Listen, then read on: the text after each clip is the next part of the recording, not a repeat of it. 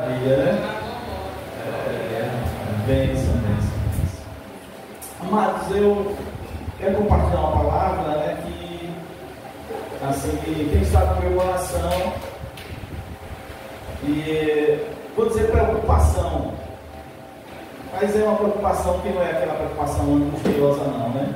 Mas com a vida das pessoas, as nossas vidas. A gente precisa, né, atentar muito para nossas vidas. E a vida de todo mundo, mas pensando na nossa, né? Porque se eu não cuidar da minha, eu vou cuidar de quem? Então eu preciso cuidar da minha, né? A gente às vezes quer salvar todo mundo e às vezes não salva a gente mesmo. Então a gente tem que cuidar da nossa vida. Eu vou falando umas coisas que tem a ver com isso. A gente sabe que na vida a gente tem momentos bons, momentos ruins, né? Altos e baixos, a gente tem derrotas, tem vitórias. A gente não tem só vitórias, a gente também tem derrotas, né? Na vida a gente tem dias muito difíceis e dias fáceis. Tem dias que é tão fácil que a gente diz, tá bom demais, né? Esse negócio tá bom demais. E a vida é assim, tem essas coisas. E a gente precisa atentar para a nossa vida, como é que ela está, como é que ela está caminhando, como é que ela vai terminar, né? E a mensagem tem a ver nesse caminho aí. Então, a gente fica pensando assim, a gente cantou aqui, né? Porque ele vive, eu posso crer no amanhã. Quando a morte eu for enfrentar, como é que vai ser, né? Isso tudo é a vida, né? A vida tem esses momentos também de choro, de morte, de sofrimento. Principalmente quem já viveu mais um pouquinho. E a minha questão aqui é, como é que a gente vai escrever os capítulos da nossa vida? Cada dia, alguém já falou, é como se fosse uma página em branco, né? Cada dia é como se fosse uma página em branco para a gente, e é para a gente escrever o que acontece cada dia. Como é que a gente vai escrever os capítulos da nossa vida?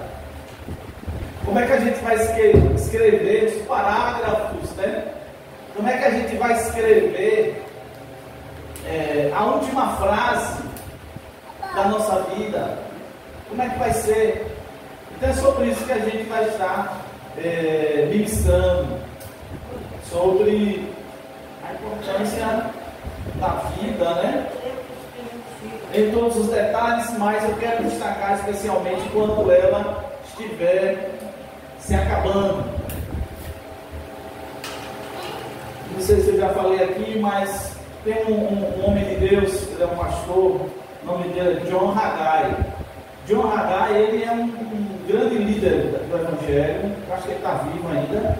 John Haggai, ele trabalha muito com aconselhamento bíblico, né? E ele fala em um dos livros dele sobre um homem, eu vou dizer o nome dele aqui, o nome dele é Brown Clifford. Esse rapaz, ele, quando ele era novo, segundo John Haggai, ele era assim espetacular. Cara novo, mas ele é espetacular. E tinha outro rapaz que o nome dele é nome americano, né? Então a gente fala aqui, ele está enrolado, está ali. Duke Templeton. Esse também era outro cara assim, que você vê assim, esses rapazes vão longe, os dois. E eram evangélicos, eram cristãos ele. Tanto esses dois que eu falei. E ele diz, né? John Haggai diz que esse Brown Clifford, ele era um pregador igual a Paulo da Bíblia. Ele disse que quando ele ia pregar, enchia os ginásios. Era um negócio assim impressionante. Só que ele começou a se atrapalhar na vida. Começou a beber, deixou o evangelho, morreu com cirrose hepática, morreu como um indigente, sem ninguém para enterrar ele. Foi enterrado lá, assim, como um indigente, não tem ninguém. Um cara que tinha assim tudo para ser um grande homem de Deus, ele se perdeu na caminhada. Não cuidou da vida dele. A gente precisa cuidar da nossa vida. Esse outro que eu falei, né, que é também um grande evangelista, ele chega e ele começa a se envolver pelo esporte, e começa a ser narrador, e começa a ser comentarista de esporte, deixa Jesus, e daqui a pouco ele começa a ser ateu. E fica ateu, vira ateu, morre ateu.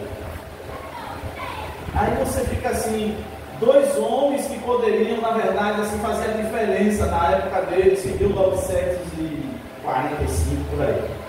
Não estava vivo não ainda, né? E eles não cuidaram da vida dele, e o que aconteceu? Eles perderam tudo. Tem na Bíblia um homem, né, que em Lucas, não precisamos ler, mas Lucas 23, 33 a 48, fala de um rapaz que ele estava na cruz, né?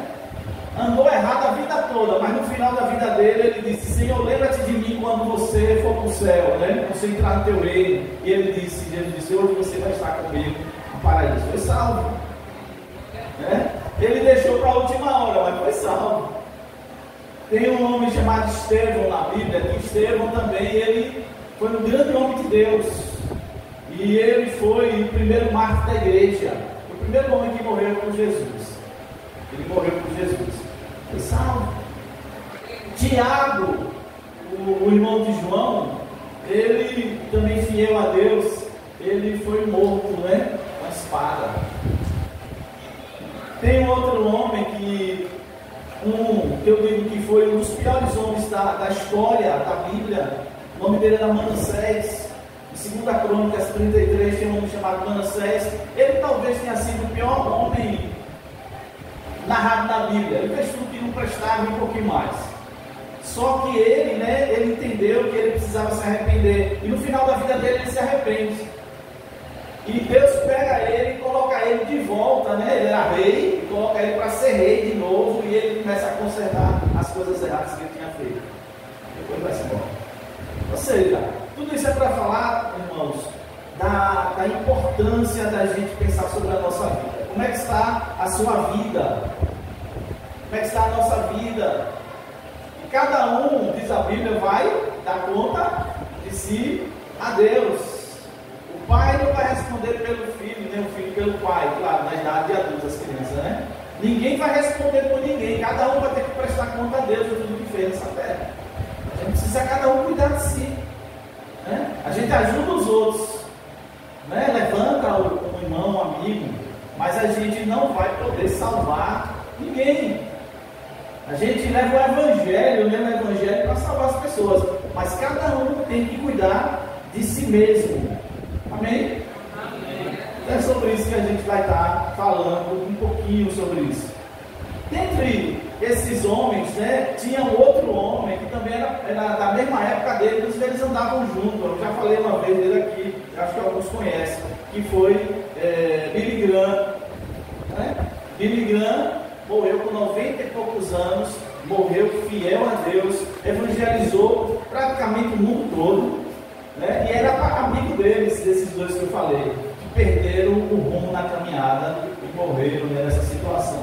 Um jogado lá como um indigente, o outro morreu lá como ateu, porque preferiu as coisas do mundo, preferiu o negócio de jogo, né, ser comentarista do que ser um evangelista. E se perdeu. Então, amados, eu vou falar, né, algumas coisas assim sobre que a gente precisa entender para a gente cuidar bem da nossa vida. Como é que eu cuido da minha vida, pastor? Certo, eu quero cuidar da minha vida. Eu quero cuidar da minha vida. Por quê? Porque é o que eu tenho de mais precioso abaixo de Jesus. Né? Você tem precioso, você tem sua família, eu tenho minha família, eu tenho, mas a sua vida é preciosa. Um dia eu vi uma frase que dizia assim: eu amo você cuidando de mim. Né? E é verdade. Eu amo você cuidando de mim. Então, se eu cuido de mim, eu estou lhe amando, porque eu não vou lhe dar problema. Né? Quando a gente entra nas enrascadas da vida, quem é que sofre? A gente primeiro e depois quem está mais perto. Na verdade, principalmente os parentes. Pai, mãe, irmão, mulher, marido, sei lá. É quem começa a sofrer. Então, se eu cuidar de mim, eu estou amando você. Então, se você cuidar de você, você está amando seu marido, está amando sua mulher, está amando seus filhos, você cuidar de você. Mas se você se descuidar, Você faz mal a você e faz mal a todo mundo que você ama. Então, a gente precisa atentar para essas coisas e começar a cuidar da gente mesmo. Essa não é uma mensagem egoísta não, certo? Não é porque crente a gente sempre fala assim, não, tal, uns outros, tal. Mas às vezes a gente está mal pra caramba e vai cuidar dos outros como? Como é que você vai cuidar dos outros se você não está cuidando de você? Se você não está bem com o Senhor, bem consigo mesmo, como é que você vai cuidar dos outros? Não tem como, irmãos, não tem como. Então a gente vai ver, eu queria ver, você abrisse comigo aí a palavra de Deus, no livro de, é um dos livros que eu gosto, Jó. É um livro que eu gosto, esse livro, capítulo 42, né? Versículo 2. Eu vou ler. Se você quiser deixar aberto, Jó 42, versículo 2. Jó diz: bem sei eu que tudo podes, e que nenhum dos teus planos pode ser impedido. Então Jó, ele tinha uma ideia, a primeira ideia que a gente tem que ter para a gente cuidar da gente, cuidar bem da gente, é a gente entender isso, que Deus tem um plano. Amém? Talvez você nunca pensou nisso, ou pensou, mas nunca tentou, que Deus tem um plano. Deus, ele não faz nada, não fez nada sem antes fazer um plano. Amém, irmãos? Deus não é igual às vezes a gente que vai vivendo com uma barriga, a ponta da barriga empurra, como diz. Onde a ponta da barriga ele está vivendo. Não, Deus, tudo que ele fez dentro de um plano. E dentro desse plano de Deus estava você, estava a sua vida. A minha verdade é que às vezes a gente pensa, mas por que eu nasci nesse lugar? Né? Ou porque eu nasci, tem gente que chega a dizer isso, eu acho que aqui não tem ninguém, mas por que eu nasci nessa família? Né? Por que eu nasci nessa família? Ou por que eu não nasci rico? Esses dias eu estava ouvindo um pessoal, né, falando assim, dizia assim, eu joguei na Mega não sei o que lá, nem sei mais o nome desse negócio.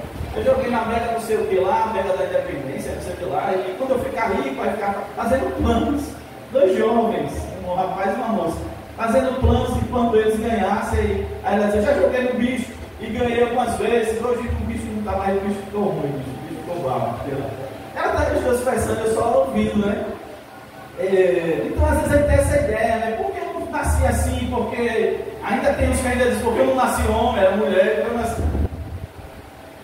Mas, irmãos, isso é contrariar o plano de Deus. Então, para a gente aprender a viver nessa vida e passar por ela e chegar no fim bem, né? A gente tem que entender que Deus tem um plano. E eu sou o que Deus planejou para você. Ainda não sou tudo que Ele quer, mas Ele tem um negócio e eu tenho que descobrir para a minha vida. Então, eu tenho que descobrir o que é que Deus tem para mim. O que é que Deus tem na sua vida? O que é que Deus quer que você? Você não é obra do acaso, né? Você não nasceu porque você quis nascer, ou porque seu papai e mamãe quis ter você. Você nasceu porque Deus quis que você nascesse. E quando Deus viu que você ia nascer, Ele planejou algo para você. A Bíblia diz, antes de eu nascer, Deus já planejou algo para mim. Para Jeremias ele fala isso, no Salmo 139 ele fala isso. Ou seja, todos os nossos dias estão escritos quando nenhum deles ainda existia. Ou seja, Deus já viu tudo. A melhor forma da gente viver essa vida é a gente entender isso, que Deus tem um plano bem preparado. E quanto mais eu me encaixar no plano, eu me dou bem. Quanto mais eu fugir do plano de Deus, mais eu sofro. E como é isso, pastor? Deus já sabia que eu ia fugir, né? Que eu ia fazer coisas que Ele não planejou para mim. É como se Deus fosse um diretor, né? Que escreve, parece, sei lá, o cara, diretor aqui em coisa, né? O escritor, né? Ele fez um plano, né? E aí você vai, agora você como artista, você vai representar, né? Você vai começar agora a viver aquilo que o autor da peça, né? O autor da peça foi lá, deu lá na eternidade, disse, vai nascer fulano e tal, e eu vou fazer um plano para ele ou para ela. Aí ele faz um script, ele faz um desenho, né, para você, para mim, e aí a gente vive, né, e a gente teria que se encaixar. O que acontece? A gente às vezes não se encaixa nos planos de Deus, e a gente bota os pés pelas mãos, a gente faz coisas que Deus não gostaria, a gente sofre, só que ele já tinha outro plano aqui do lado, que era contando com essa ruma de mancada que a gente ia dar, muito sofrimento que a gente ia passar, ele já tinha outro negócio aqui. Eu digo, eu sei que ele não vai seguir exatamente o que eu estou mandando, então vou pegar todas as atrapalhadas, vou levar por aqui para chegar em outro lugar. Mas o que eu quero dizer é que se a gente entender o que Deus tem para a gente se dá bem na vida. Se dá bem, não estou falando de ficar rico, né? Ganhar na Mega Sena, mas se dá bem, se você se realiza. No final eu vou falar uma coisa sobre isso, você se sentir realizado. Você pode até ter tudo, né, que as pessoas acham que tem que ter para ser realizado, mas você olha para você mesmo, para a sua vida e diz, eu sou uma pessoa realizada, eu sou feliz com o que Deus está fazendo na minha vida.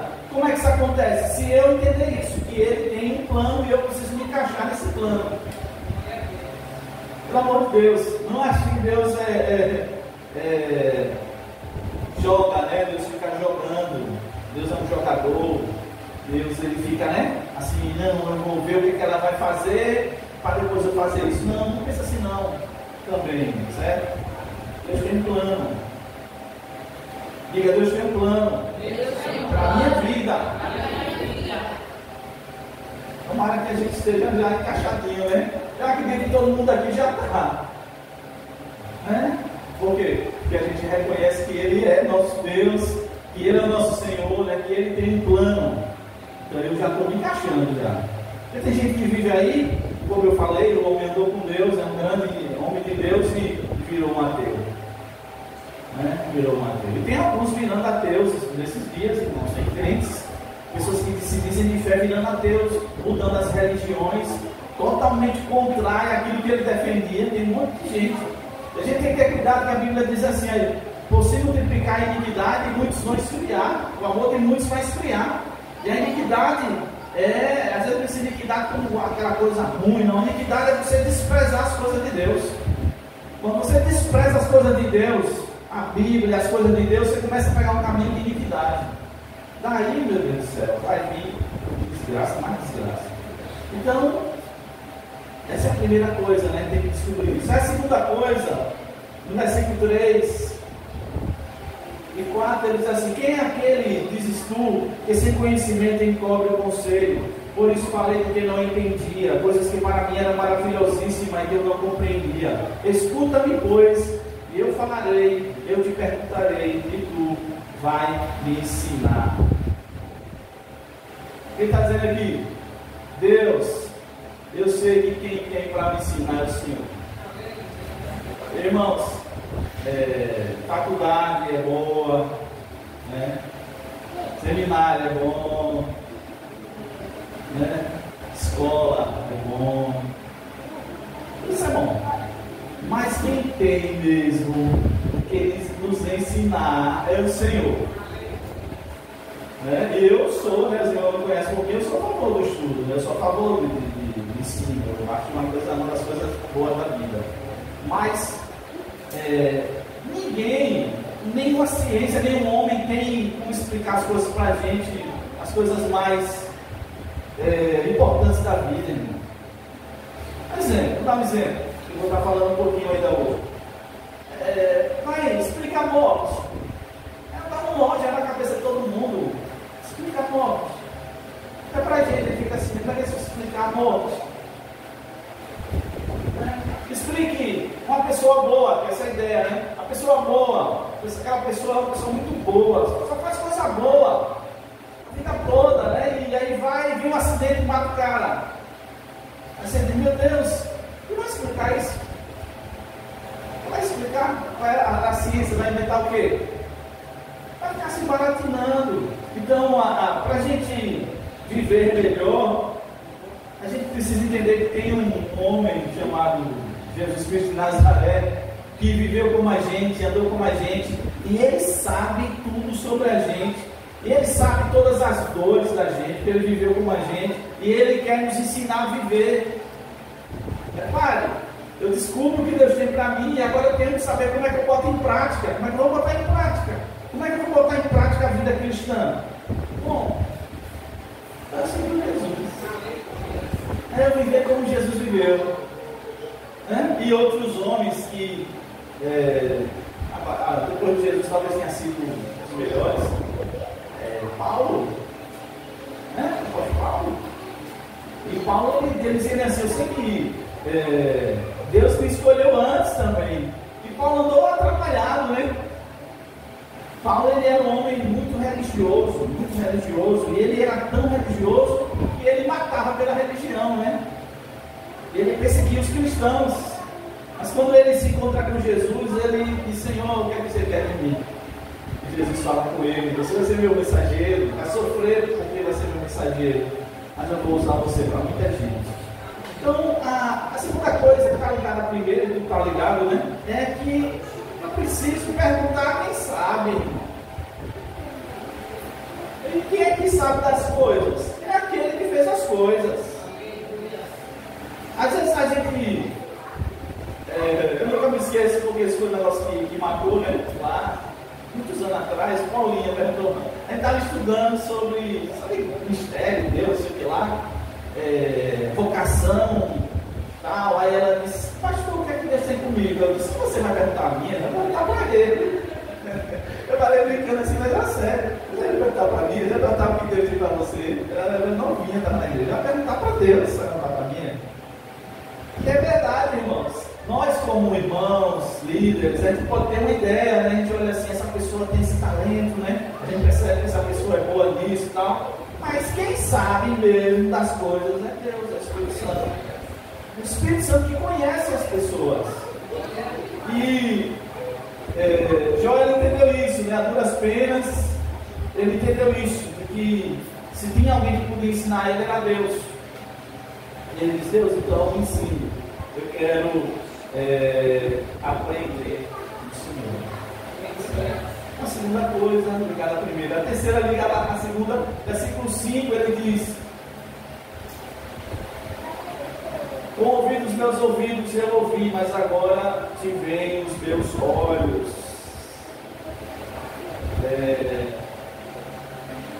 Ou seja, eu estou te conhecendo mais do que ontem. Né? Então você diz assim, hoje, domingo, eu estou conhecendo o Senhor mais do que conheci sábado. A vida cristã, ela é uma coisa assim, a gente chama progressiva, né? Vai de fé em fé, de glória em glória, né? Vai, de experiência em experiência. Então ele chega e diz assim, eu agora conheço você, Deus, de uma forma muito melhor do que antes. E no caso dele, né, que é um dos livros prediletos meu, apesar de ser um livro muito assim, que ele dou, né? É o sofrimento. O sofrimento tem uma pedagogia. O sofrimento, ele pode ser um professor excelente. Quem aqui já sofreu alguma coisa nessa vida? Até os pequenos já sofreram. Às vezes a gente diz a verdade, às vezes a gente já nasce sofrendo, irmão. Na verdade, a gente brinca, mas é verdade. Para nascer, a depender do parto, a criança sofre. Né?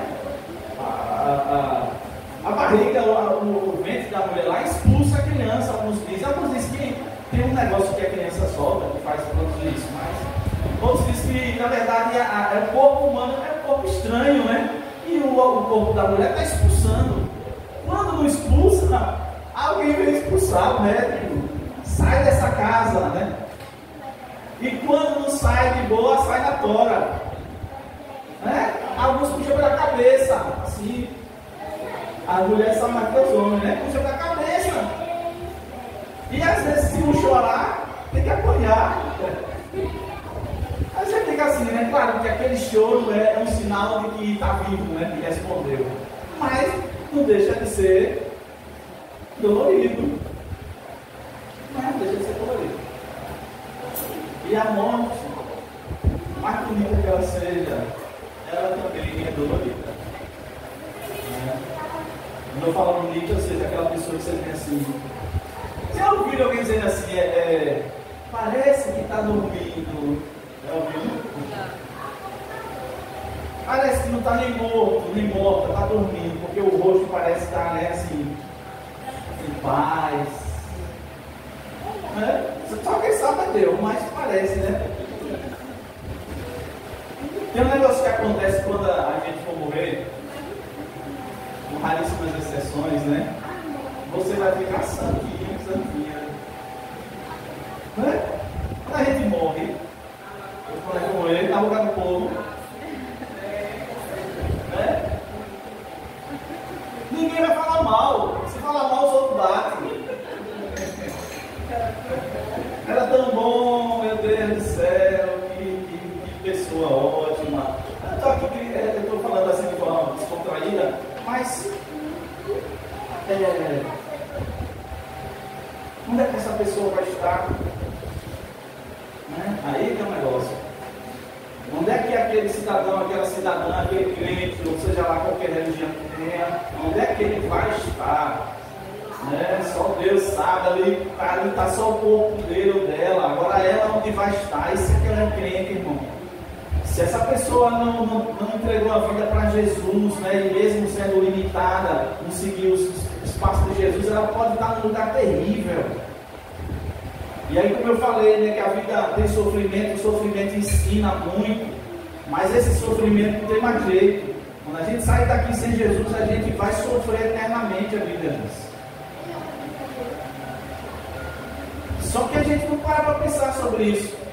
Mas jovens morrem, crianças morrem, velhos morrem, rico morre, pobre morre, preto morre, branco morre, amarelo morre, azul se tiver morre, vermelho, todo mundo morre. Né? E a questão é, e aí? Para onde foi? A gente vê às vezes no testemunho, né? A gente vê às vezes na Bíblia pessoas que se dizem, como é que pode, né? Pode um jovem desse, meu Deus, um acidente de, sei lá, de moto, de carro, foi atropelado e morreu. E onde é que ele vai estar? Ou ela vai estar? Eu tenho pensado muito nisso ultimamente. Onde é que essa pessoa vai estar? Né? Esses dias morreram os parentes e meu Deus, onde é que eles estão agora? Onde eles estão? Né? E a gente precisa pensar na nossa vida, porque eu sou, é o que eu digo, eu sou corresponsável, mas eu não sou o responsável, tem que saber das horas, tá aqui, eu não sou o responsável, eu sou o corresponsável. Ok? Responsável pela minha vida, eu sou, pela vida dos outros, só pela minha família, eu não sou responsável. A não ser quando é criança, quando chega à fase adulta, eu sou corresponsável. A pessoa é responsável por ela e eu tenho uma parcela de responsabilidade. Por quê? Porque ninguém vai dar conta de ninguém não na última hora. Cada um vai dar conta a Deus. A gente tem que pensar nisso. E o foco aqui, estou pensando na sua vida. Eu comecei a citar esses dois camaradas que talvez tivessem uma história diferente hoje. Seriam grandes homens de Deus que marcavam a história da igreja e ficaram com dois fracassados. Porque um optou pela cachaça e o outro optou pela vida do mundo. Se deram mal. A Bíblia tem um parênteses,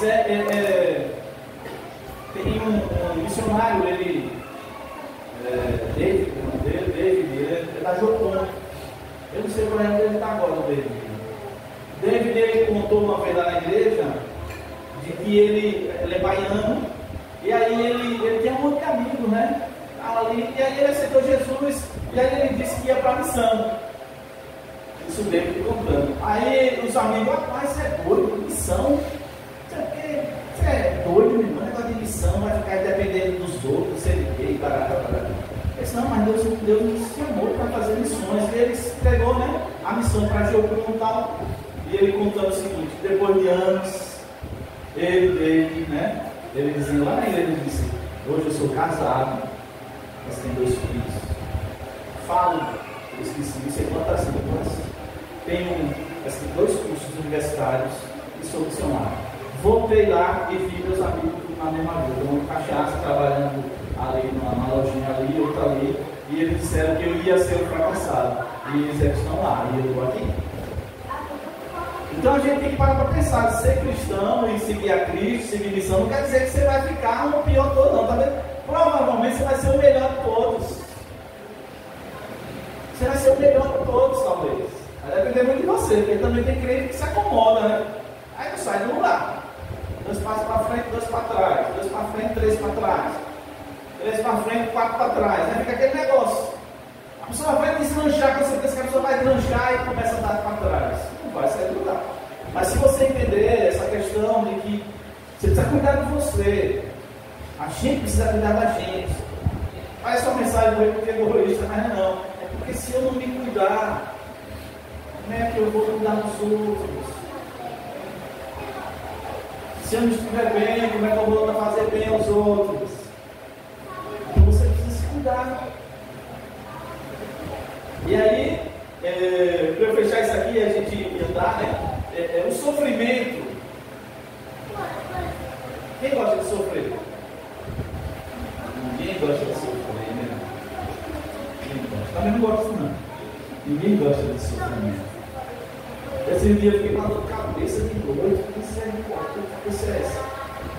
Aí eu fiquei, levantava e tomava água, né? Que eu gosto de tomar muita água. Eu sempre vou tomar água. Não sei se a pressão tem uma arrumada, eu vou tomar água, porque aí você toma água, daí ele bota para fora e dá uma baixada. Também água, com o resto uns 10 litros de água. E a dor de cabeça a noite toda, e acordar, a dor de cabeça, que miserável é isso. Graças a Deus, não é quando eu amanheci, né? Amanheci bem, sem dor de cabeça. Aí eu fiquei pensando, tem alguns irmãos que tem uma doença que parece que virou moda agora, que é fibromialgia. Que é uma dor, dizem, né? Não sei como é, constante. Tem algumas irmãs que tem na nossa igreja que tem essa doença. É um negócio terrível. Eu fiquei pensando, meu Deus, uma dor de cabeça. Não foi aquela dor insuportável, não. Uma dor, né? A pessoa ficava da dor, você tem um dor. Faz uma coisa, sente dor. Se não fizer, também sente. Se estiver sentado, segundo elas dizem, né? Dói. Se ficar em pé, dói. Se andar, dói. É complicado. Então, o sofrimento, ele não é um negócio. Eu digo que ele é estranho, né? Ele entrou na história da humanidade, mas não era aquele plano que eu falei de Deus. Deus não queria que ninguém sofresse. Deus não gosta de ver ninguém sofrendo. Só que tem um porém. Como Deus sabe que a vida tem doença mesmo e tem problema, Deus usa muito o sofrimento para nos ensinar. E se a gente aprender a sofrer, eu vou botar de outro jeito, aprender a passar por ele, a gente sai outra pessoa melhor do que lá. Eu já falei isso não para uma nem para duas, acho que um monte de gente. Eu disse, olha, o que você está vivendo eu não queria não viver. Eu não queria. Mas já que você entrou, sei lá por quê, porque você mesmo entrou, ou sei lá, você foi empurrado nesse problema, aprenda com ele, porque ninguém vai aprender o que você aprenderia. Isso é verdade, irmão. Não é conversa fiada, não. Não tem faculdade, tem ninguém que ensine coisa que só ensina Deus, declara através daquele problema. Ninguém vai lhe ensinar nada, nem pastor, nem ninguém. Mais do que você aprender a conviver, né? Não é aceitar, não. Não estou dizendo você ficar lá aceitando, né? Como é que eu vou sair dessa, né? Como é que eu vou, o que é que eu vou fazer nesse problema? Deus, como é que vai ser a minha vitória? Qual o caminho? Se você aprender, você vai ser um dos poucos que sabe fazer aquilo ali. Que vai para quê? Eu quero isso, para o seu próprio bem e para você dar um toque para alguns que têm algo parecido com o seu. Porque mesmo parecido não é igual. Por quê? Porque cada um sente de um jeito, irmão. Né? Cada um sente de um jeito. E tem duas psicólogas. Cada um sente de um jeito. Ninguém sente igual. Pode ser a mesma coisa, mas ninguém sente igual, é diferente. Mas se você passou por algo semelhante, você tem uma dica, né? Digo, olha, na minha vida, por aqui deu certo. Veja E a pessoa ela vai ter pelo menos um negócio para pensar. Então, qual é o objetivo de Deus diante dos problemas da gente? É fazer com que a gente conheça Ele mais do que o que a gente conhece. Então, eu falo, se passar, você dizer, né, repetindo, eu sei quem é Deus hoje mais do que sabia ontem. Valeu. Meio ruim, mas valeu. Quer dizer, hoje eu sei quem é Deus. Né? Hoje eu conheço a Deus mais do que eu conhecia ontem. Aí você passou no teste. Diz minha irmã, de que se você não passar no teste, você vai ser reprovado, vai ter que fazer tudo de novo. E tem um certo sentido, né? Existem caminhos que a gente vai ter que passar que não tem jeito de não passar. É como citar, eu não creio num negócio que a gente chama de fatalismo, né? Fatalismo é que você está obrigado a fazer isso, né? A passar. Não, mas que existem caminhos que a gente vai passar, vai. Deus sabe. Então, se eu aprender a me virar mais cedo, eu fico melhor, né? Eu fico experimentado, irmão. Aí eu quero ler outro versículo aqui, versículo 6, ele diz assim: eu me abomino, por isso eu me abomino e me arrependo do pó e na cinza. Está ligado com o outro, né? Dizendo assim: eu sei que eu tenho meus erros. Eu sei que eu tenho os meus erros. Olha outra coisa que é um toquezinho milagroso. Se você não reconhecer os seus erros, você nunca vai passar na escola de Deus. Marido e mulher. Ninguém mete a colher. Devia meter, sabia? Colher, garfo, faca, devia ter tudo lá para tentar ajudar. Mas, quando chega as separações, né? Divórcio, um monte de gente, você fica assim. A primeira coisa que eu digo, se eu conversar com os dois, eu digo: olha, você errou e eu errou. Mas ele errou mais, tudo bem, pode ter errado 90%, mas 10% vai ser. Existe um que só erra. Pai e filho. Pai erra. E filho também. Dois amigos. Não tem aquele que é o Satanás só não. Um é Satanás, outro é Satanazinho. É verdade, irmão. E quanto mais cedo eu entender isso e eu me limpar, né? Ou seja, eu me arrepender dos meus, eu me abominar aqui, ou seja, naquilo que eu estou errado, eu vou reconhecer. A melhor forma de se dar bem é reconhecer. Eu reconheço meus erros. E ninguém vai ser salvo se não reconhecer que é pecador primeiro. Para você ser santo, primeiro você tem que ser pecador. Né? Até as crianças, vendo as crianças aqui, que nascem, e na igreja romana diz lá que você tem que batizar, né? Porque senão eles são pagãos. E quando você batiza, deixa de ser pagão. Ou seja, deixa de ser pecador. Mas se não batizar, é pagão. E a Bíblia fala, né, que a criança já nasce com uma inclinação para o mal. Fica assim. Você vê isso. Não precisa mostrar muita coisa não. Você dá um brinquedo para a criança, chega outra criança do lado. Raramente a criança dá, ela toma no outro e fica com dois. Ou então joga o dela fora e quer do corpo. Mas isso é normal, não? Isso é a natureza do ser humano que já é egoísta. Só que não é consciente. Qual é a diferença, pastor, do adulto para a criança? Que o adulto faz saber o que está fazendo, a criança faz sem saber. Né? Mas a Bíblia fala que você conhece a criança desde o início. E não é porque ela é pior que as outras, porque o ser humano é assim. Então, repare, irmãos, para a gente cuidar da gente, outro passo interessante é eu reconhecer aquilo que eu estou errado. Pare de ficar achando os erros dos outros. A gente perde tempo, gasta energia, se machuca porque a gente fica querendo achar os erros dos outros. Se você achar os erros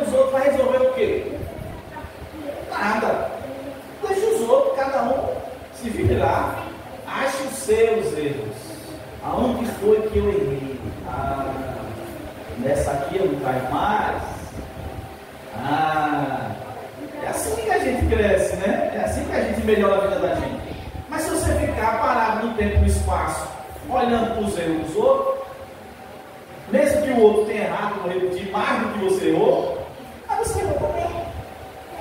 É ou não é, irmão? É fácil isso? Não. Vou ver, porque a gente só quer olhar para fora, né? Ao invés de olhar para dentro. Muitas encrencas da vida foi a gente mesmo que entrou. Sim ou não? Se não for a maioria, irmão. Tem mais duas que parece que empurraram a gente. Satanás ou alguém empurrou a gente. Mas 8 vezes no 10 a gente entra porque a gente entrou mesmo. A gente cochilou, né? Cochilou, vigiou. A gente deu ouvido a quem não deveria.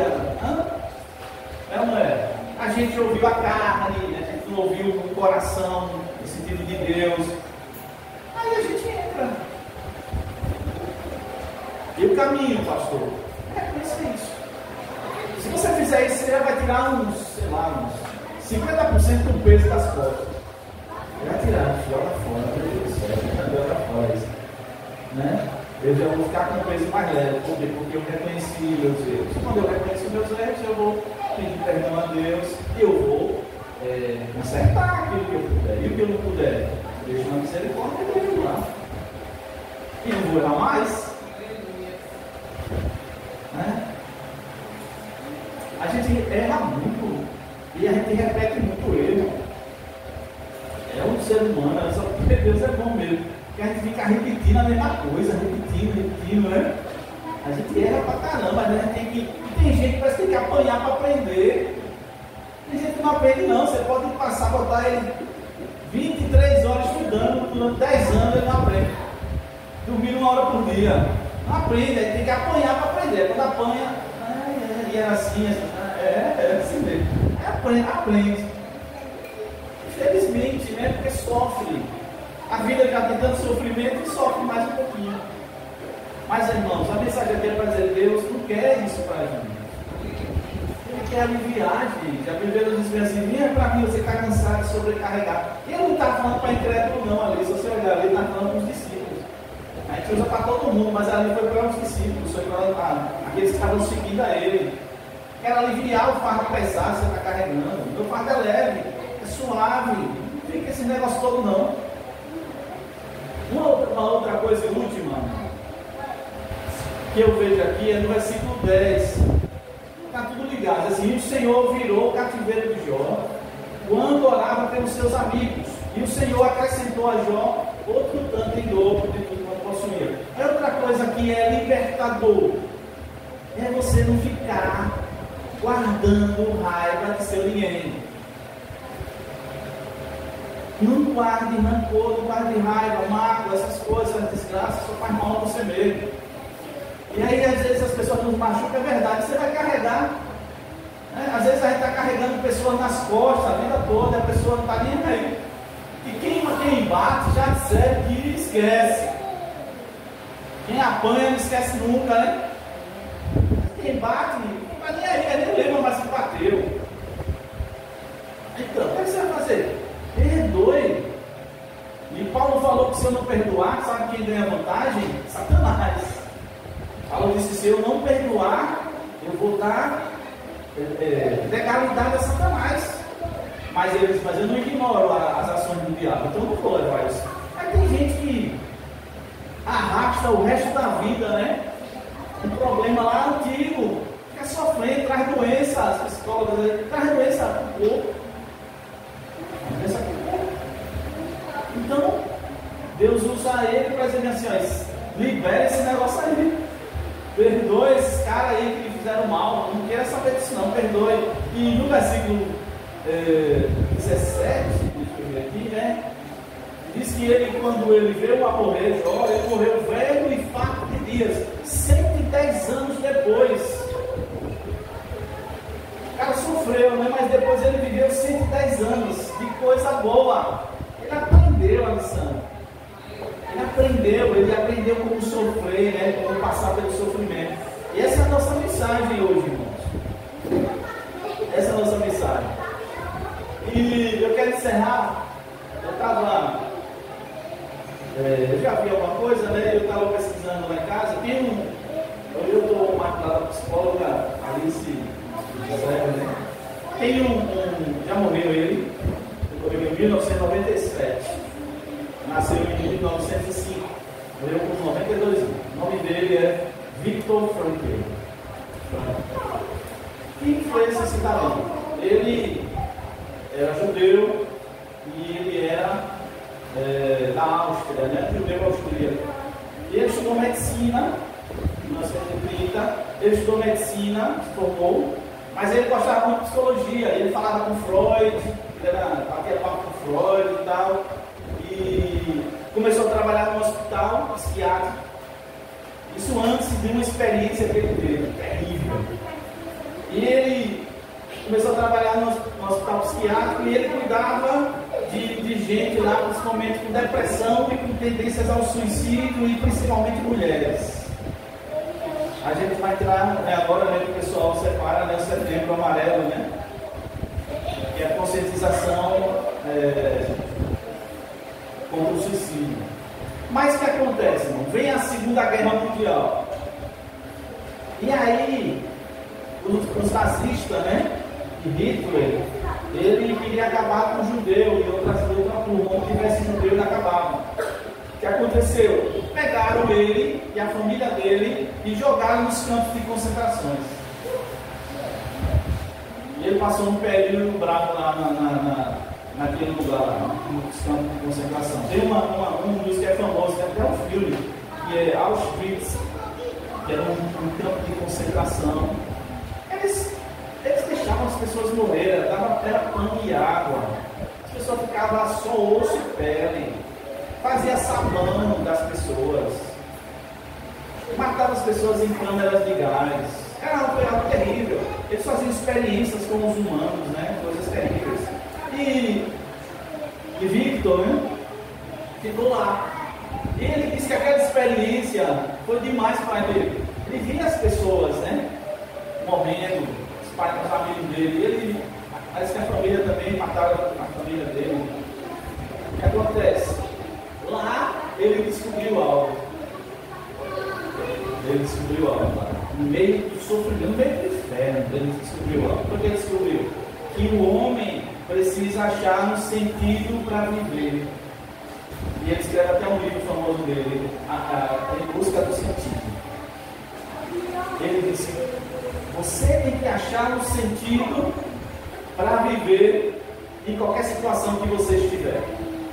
E aquilo ali deu gás a ele, né, motivou ele, e ele não se entregou àquela situação. Porque ele descobriu, né, que o homem, né, o ser humano, pode buscar esse sentido para a vida. Ele era judeu, né? Judeu austríaco. E ele inventou um negócio que hoje é conhecido como logoterapia, que é uma das terapias hoje que se usa no mundo todo. Ele inventou esse negócio. E mais ou menos o que é que esse negócio diz, a logoterapia? Diz que você tem que buscar um sentido da vida como o principal fator motivador. Então você tem que achar um sentido para viver que lhe dá motivação. A gente já sabe que a nossa motivação ela tem que ser mais de dentro do que de fora, irmão.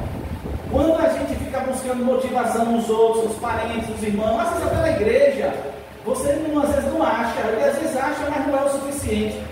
Então, você tem que achar uma motivação dentro de você mesmo. E nós, no nosso caso, melhor ainda, a gente acha em Deus, né? A gente não acha só na gente, a gente acha em Deus. Mas essa era a ideia dele, você tem que achar esse sentido da vida como o fator principal da sua motivação. Em outras palavras, por que você está vivo? Né? O que você está fazendo aqui? Que valor você dá à vida? O que é que você quer da vida? Mas é para você tentar achar o seu lugar. E no caso dele, em meio à morte, em meio ao sofrimento, em meio à desgraça, à fome, tudo isso é terrível o que eles viveram, essas pessoas viveram, os judeus viveram. A segunda coisa que ele fala é que você tem que ter vontade de sentido. Você não precisa só descobrir, né? Você não precisa só se motivar no sentido, mas tem que ter muita vontade de sentido. Isso vai trazer saúde mental e bem-estar.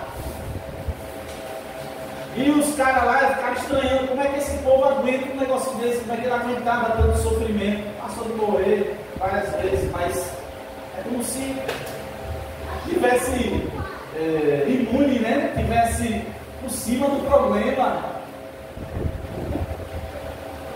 É como se a gente vivesse, né? A gente trazendo para nossa fé, né? Quando a gente fala de Abacuque, que é outra coisa linda, Abacuque diz que ainda que falte isso, falta aquilo, falta aquilo, falta aquilo, eu ainda me alegrarei no Senhor, né?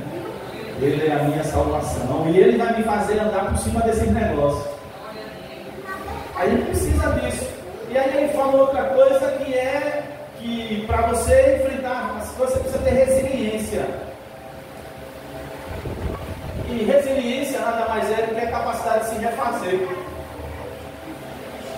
Né? A resiliência, esse termo ele veio, parece que da siderúrgica, onde você esquenta um ferro, aí o ferro dilata, né? E aí já viu que os caras moldam, aí quando seca, volta para o lugar, ou fica do jeito que você colocou. Então a resiliência é isso, é você estica, você toma uma forma, mas aí você pode voltar para a forma original, ou então você vai ganhar uma outra forma, né? Quando é moldado pelo artista. Então a resiliência é você aguentar as paradas e você passar.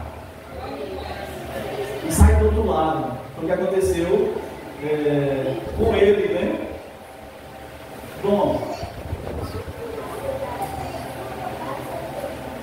tem um homem da Bíblia, ele dizem alguns que ele morreu com 62 anos, melhor, mataram ele. Tem 62 anos, na história da igreja diz que ele morreu. Mais ou menos no ano 60, 94, a 67, ele morreu, o apóstolo Paulo. E o apóstolo Paulo, ele tem um versículo que é, sei lá, o versículo resume tudo isso que eu falei. Que é 2 Timóteo 4,7. Ele diz assim: combati o bom combate, acabei a carreira e guardei a fé. E depois ele disse: a minha coroa está reservada. E ele ainda disse: mas não está reservada só para mim não, mas para todo mundo que ama o Senhor. Era um negócio lindo, e ele entendeu isso quando em Filipenses 20 vai dizer assim: para mim o viver é Cristo e o morrer é lucro. Então ele é um dos modelos de cristão que a gente pode dar uma olhadinha, como ele mesmo disse: me siga que eu estou seguindo a Jesus, né? Jesus é o maior, né? Mas ele foi um dos que chegou perto ali, cara, a gente conseguiu. Mas ele foi morto por amor ao Evangelho. Mas essa frase dele, irmão, ela serve para tudo aí. Eu combati com o combate, ou seja, eu não arreguei, entendeu? Eu não arreguei. Sabe o que é arregar, né? É um termo assim mais usado ali, arregar. É você afrouxar. Eu não arreguei. E muitas vezes ele disse: quase que eu morri. Eu passei por cada coisa que parecia que eu ia morrer. O cara disse: Deus, você pode me matar, que eu não tenho mais o que fazer não. Mas daqui a pouco ele levou varada, levou chicotada, levou tudo que você pode pensar, além de todo o sofrimento na alma, né? Mas daqui a pouco você via que é como se Paulo voltar assim. E quando ele estava atrás de ser morto, ele poderia se livrar. Mas disse: não, eu quero. Para mim, eu quero ir para Roma. Daí ele sabia que ele ia morrer lá. Eu disse: não, mas eu vou para lá mesmo. Deus me falou que eu vou para lá mesmo. Então, repare, combati o meu combate. Acabei a carreira. Ou seja, eu cumpri a minha missão. E isso é uma coisa que a gente tem que ter aqui quando a gente for apagar a nossa velhinha. A última velhinha, que não é a velha do aniversário. A última velhinha é a velhinha do último fogo, que é o fogo que tem do último fôlego. Quando você for apagar a sua velhinha, e eu for apagar a minha velhinha, eu tenho que dizer: completei minha carreira. Né? Eu fiz o que eu tinha que fazer. Acertei, errei, mas depois eu tomei o rumo de novo. E eu estou aqui. Né? E carreira, eu estava vendo, só Paulo usou esse termo, carreira. pratica o combate, acabei a carreira. Só ele usou isso. E ele estava pensando, sabe o quê? Em uma corrida de revezamento. Já havia na época dele, né? Ele corria, já viu corrida de revezamento? De revezamento de sei lá, 400, acaba, corre, gol, dá uma volta no estádio, aí já tem outro, né? Que já está assim esperando. Aí quando você, né, vai chegando, aí o outro passa para você, você sai correndo e ele fica. Era isso na cabeça de Paulo, ou seja, eu dei a volta todinha no estádio, né? Na pista, e agora eu estou entregando para outro que vem. Outro vai seguir, porque daqui eu vou embora. E a vida é assim, né? A gente vai se embora com a cara dessa aí. Só Deus sabe. Só que quando a gente sair, a gente tem que deixar o bastão. A gente tem que passar para outro. Em todos os sentidos, a gente tem que passar para outro. Porque ninguém aqui é semente, vai ficar para semente aqui, vai ficar a vida toda, ninguém. Né? E quando a gente, como eu, assim, já chega do meio para lá, a gente já começa a pensar nessas coisas. Do meio para cá, a gente já não pensa tanto, né? Mas quando você chega da minha idade para lá, você já começa a pensar, epa, um negócio aí, estou para lá, mas estou para, né? E, né? Quando é novinho, eu não penso nisso. Só que vem também para novinho. Como é que eu vou combate a carreira e guardei a fé. Minha fé está intacta, né? Ou seja, não foi abalada, apesar de tudo. Tem um homem, e eu observo, tem um homem, ele não era cristão não. Mas às vezes eu digo que os homens antigos parecem que eram mais homens que os homens de hoje. Os caras eram, sabe, macho mesmo, e era homem sério. Não macho não é violento não, é macho de aguentar as paradas. E tinha um homem, antes de Cristo nascer, ele já existia, chamado Cícero. Ele é escritor, político, filósofo, não sei o que, ele acaba com um monte de coisa. E ele tem uma frase, que essa frase serve para todos nós. Ele disse assim: eu vivi de tal maneira que penso que não nasci em vão. Eu vivi de tal maneira que eu penso que não nasci em vão. Em outras palavras, a minha vida valeu a pena. Um cara que não era de Deus. Ele disse: a minha vida valeu a pena. Eu não sei como é que está a sua vida hoje. Se você pode dizer isso, não precisa dizer com os lábios, mas com o coração. A minha vida vale a pena. Ou vale a pena. Você valeu porque está aqui, né? Enquanto está vivo, tem esperança. Então a minha vida vale a pena. Ou não, você diz assim: a minha vida eu só estou empurrando. E eu queria dizer que aí não depende de idade não, certo? Quando a gente vai chegando mais na idade, a gente diminui algumas coisas, é fato, né? Diminui. O fôlego não é a mesma coisa, né? O pico não é mais o mesmo, não. Mas você está vivo. Enquanto os olhos estão batendo, como diz, está vivo. E aí eu quero perguntar novamente: você pode dizer a Deus e a você mesmo, não aos outros não tem que dizer aos outros, a você e a Deus: a minha vida vale a pena. A minha vida tem sentido. Eu sou feliz com a minha vida, mesmo faltando isso, que eu sou uma pessoa realizada. Eu sei o que eu quero da vida, eu sei para onde eu vou, eu sei o que Deus tem comigo, eu sei o plano de Deus. Eu ainda não estou encaixado totalmente, mas eu estou indo para lá.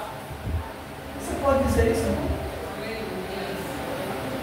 O Evangelho de Jesus, ele conserta a vida da gente, né? Todo mundo é que sabe disso. O Evangelho vai lá e conserta. E ele vai acrescentando. Cada vez mais Deus vai botando um pouquinho mais.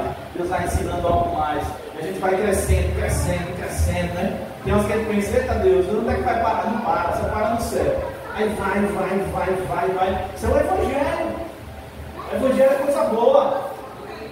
Amém? É boa notícia. Ser cristão, ser crente é um negócio bom. Mesmo com as limitações, mas é bom. Você tem sentido de vida, né? Você crê. Você diz como Paulo: eu sei quem tenho crido, eu sei quem eu creio, e eu sei que Deus, ele é poderoso para me salvar, para me levar até o ponto que Ele quer. Ele começou algo em mim e Ele vai acabar. Isso é coisa de crente. Crente tem isso. E a gente passa assim, crente da vida, quando está ali para cá, quando sai do outro lado, você diz, oi, estou inteiro, né? Estou meio arranhado, mas estou aqui, vamos embora, né? É assim que tem que ser a vida da gente. Vamos orar, irmãos, amém?